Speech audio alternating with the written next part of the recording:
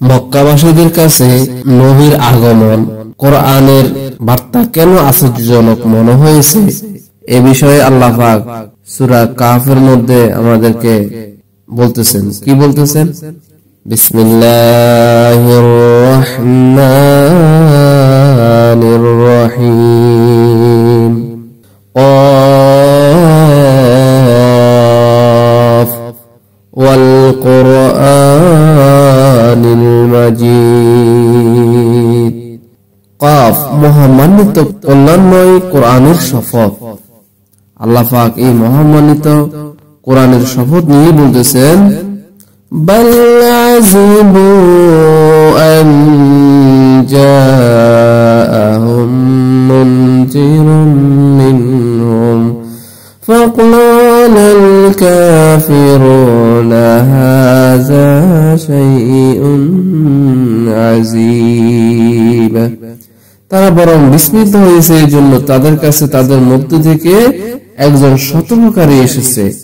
এরপর অস্বীকারীরা বলতে শুরু করলো, এটা তো বড় আশ্চর্যজনক বিষয়। অথচ এতে আশ্চর্যের কোনো কথা নেই। প্রত্যেক নবী সেই জাতির একজন হতেন, যে জাতির কাছে তাকে প্রেরণ করা হতো। সেই হিসাবে মক্কার কুরাইশদেরকে সতর্ক করার জন্য তাদেরই মধ্যে থেকে একজন ব্যক্তি মুহাম্মদ সাল্লাল্লাহু আলাইহি ওয়াসাল্লামকে নবুয়তের জন্য নির্বাচিত করে। এখানে আশ্চর্য হওয়ার কিছু নেই।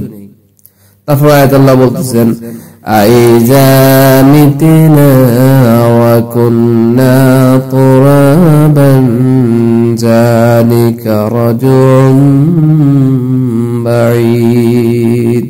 আমরা যখন মরে যাব এবং মাটিতে মিশে যাব তখন কি আমাদের উঠানো হবে? এই প্রত্যাবর্তন তো যুক্তি বুদ্ধির বিরোধী, অথচ বিবেক বুদ্ধির নিকেশে এটাও অসম্ভব নয় যে পরের আয়াতে তা কিছু বিশ্লেষণ করা হয়েছে।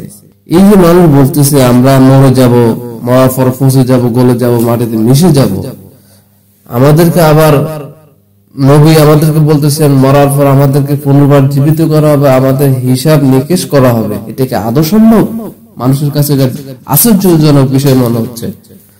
তখন আল্লাহ বলেন, قد علمنا ما تنقص الأرض منهم وعندنا كتاب حفيظ। অথচ মাটি তার দেহের যা কিছু খেয়ে ফেলে তা সবই আমার জানা। আমার কাছে একখানা কিতাব আছে, তাতে সব কিছু সংরক্ষিত আছে। সুবহানাল্লাহ।